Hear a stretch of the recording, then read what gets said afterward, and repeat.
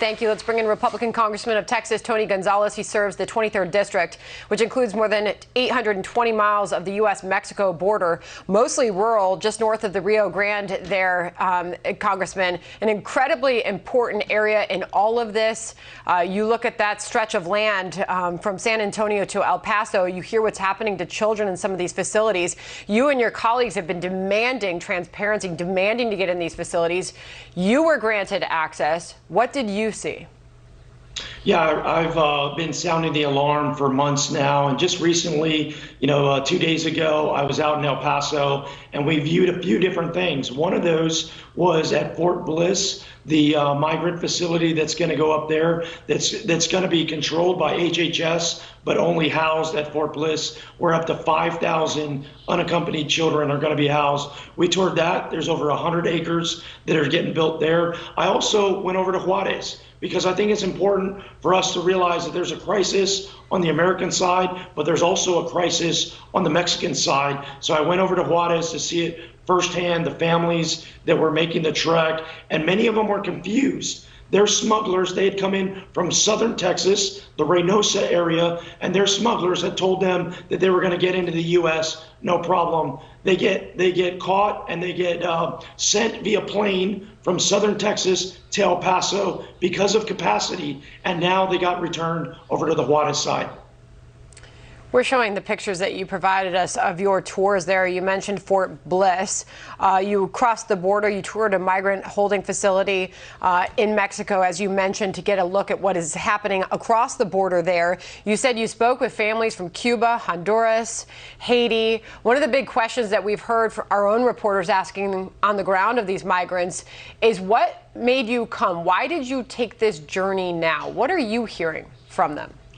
Sure. You look on the ground. Look, it is heartbreaking to see these families. Many of them are with several small children make this journey. What they're being told is essentially the cartels have turned into travel agents. They go, how much money do you have? Where do you want to go? They give them bracelets that determine where exactly they're going. It's a very organized process. But this is what worries me, is there are tens of thousands of families on the Mexican side of the border. If this administration does away with Title 42 for families, what we're going to see is tens of thousands of families try to come into the United States overnight. That's what I'm hearing on the ground from Border Patrol agents and professionals. Wow. We have to ensure Title 42 stays intact, at least until we can get this situation under control. Your colleague in the House, Congressman Mark Green, joined us top of the last hour talking about his tour of the Donna facility. What he had to say, it really stops you. Listen. This morning, in the first 2 hours of this facility's operations this morning, 14 ambulances took children to the ER. They gave birth, a child gave birth in the outdoor facility, our mother gave birth just the day prior. I mean, this is unbelievable human suffering. He was talking about that incredible human suffering that he saw with his own eyes there.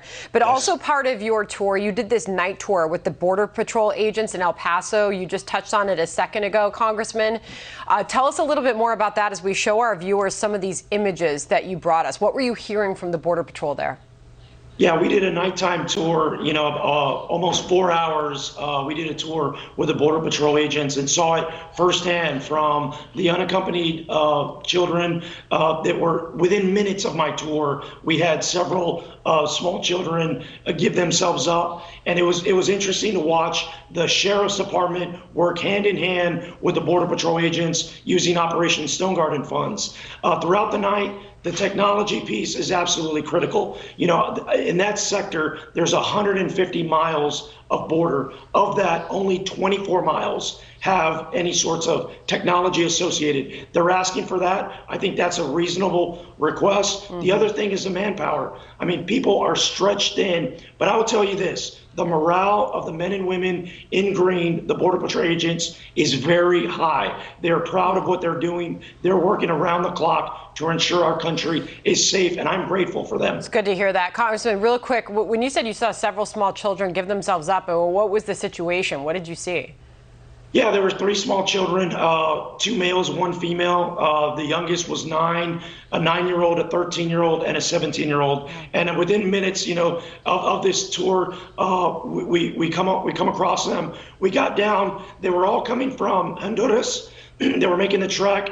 It was about the young lady said it was 22 days. They were on this trek for 22 days. They were going to see members of their family in the United States. But here's the thing: it was very organized. They knew what to say. They knew how to contact folks. And that's one thing that this administration has to address, is they have to address that America is only open for legal immigration. Illegal immigration can't be tolerated. There are tens of thousands of families on the other side. If this administration does away with Title 42, we will see things spiral out of control. Congressman, I got to leave it there. Thank you. We've been showing live images. Our flight crew over Donna, Texas, that facility there. We've seen the images still coming in. Just an extremely overcrowded facility there. Congressman, appreciate you telling us what you saw firsthand. Thank you. Thank you, Sandra. All right, John.